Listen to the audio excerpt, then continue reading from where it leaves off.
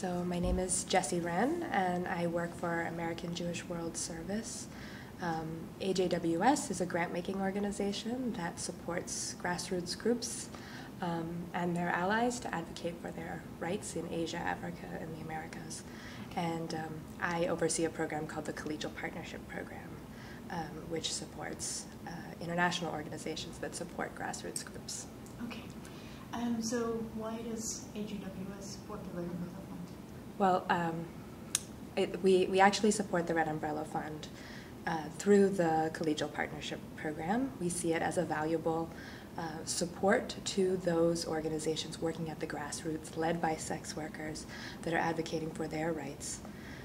We've actually been accompanying the process for quite some time, starting in 2008, and different members working in collaboration with other funders and sex worker rights organizations.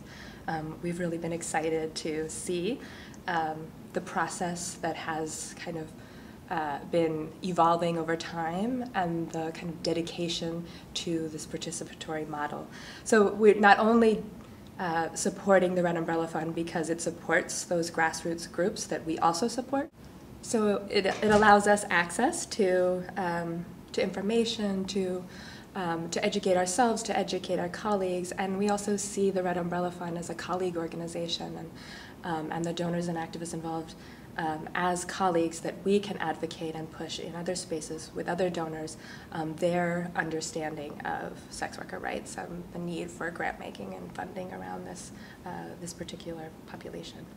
So, I think the most exciting thing is that it is a space where sex workers and donors are coming together to make decisions around where resources should be spent, and that so much of what has happened so far has been led by sex workers in collaboration with allied grant makers, and I don't think that's happening in any other space anywhere else.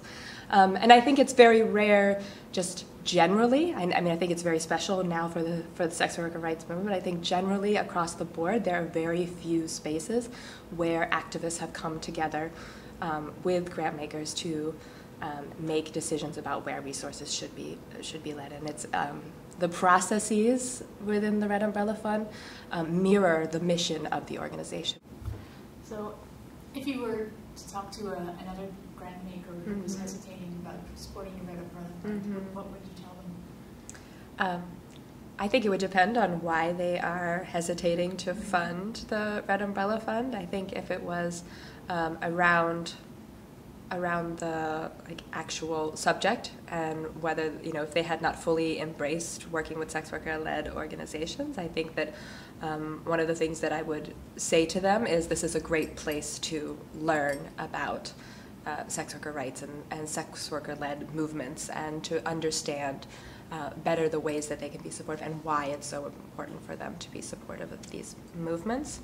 I think if it was the participatory nature, or the kind of taking off your donor hat to some extent when you come into this room, or maybe it's not taking off your donor hat, but thinking more about your role in the room and who's leading and how you lead.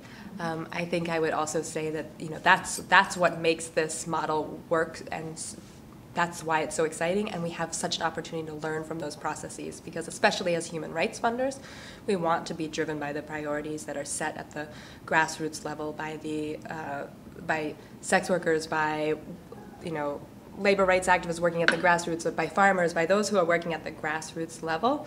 And this is a real opportunity to engage around that conversation, and to then take some of what you've learned back to your own organization and think about the way you make decisions and how you develop strategies and how you best support those organizations that you work with, and the relationship between the grantees that you work with and your own staff and board.